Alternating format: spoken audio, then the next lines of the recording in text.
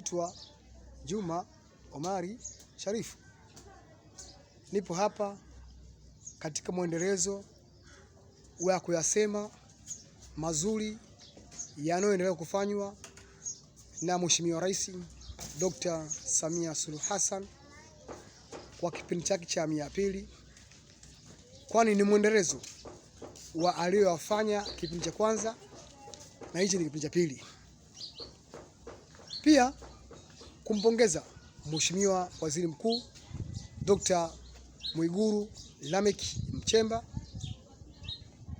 kwa kuamua kwenda kutatua matatizo ya wananchi kila wilaya, kila mashauri, kila mkoa, ili aweze kuwasikiza wananchi na kuweza kutatua.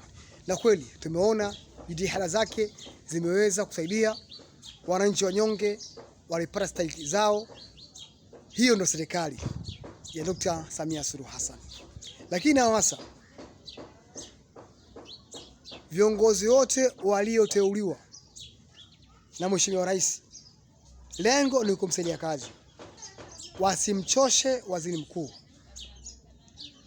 Mfano, mkuu wa wilaya akisimama katika nafasi yake ya ukuu wa wilaya, na yeye angekuwa na ziara ya kutembelea kila kata katika wilaya yake, changamoto isingekuwa kuu kwa Mheshimiwa Waziri Mkuu.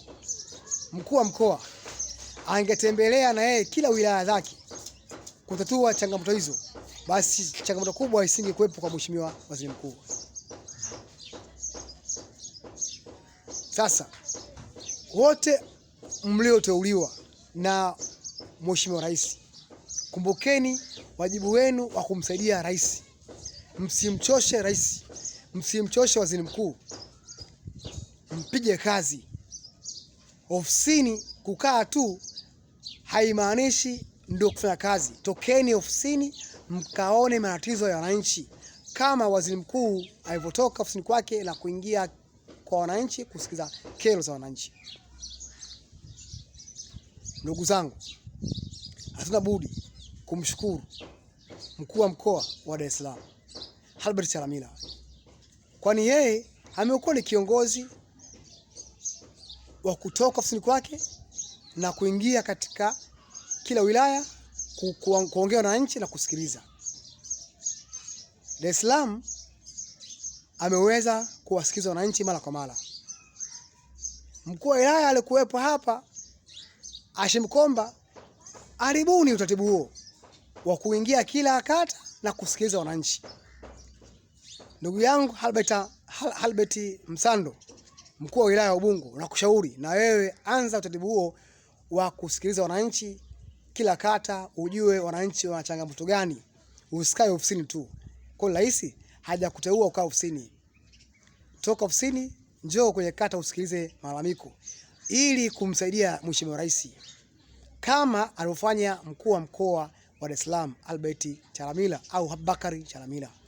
Kwa hiyo nipo hapa kwa ajili ya kusifia kazi za serikali na kumshukuru Mheshimiwa Waziri Mkuu kwa kuona namna bora kwenda kuwasikiza wananchi na kutatua, sio kusikia tu, na kutatua shida zao. Asante sana Mheshimiwa Waziri Mkuu, na kutakia afya njema. Tuko nyuma na wewe, tuko bega na wewe. Kazi na utu, tunasonga mbele. Asante sana.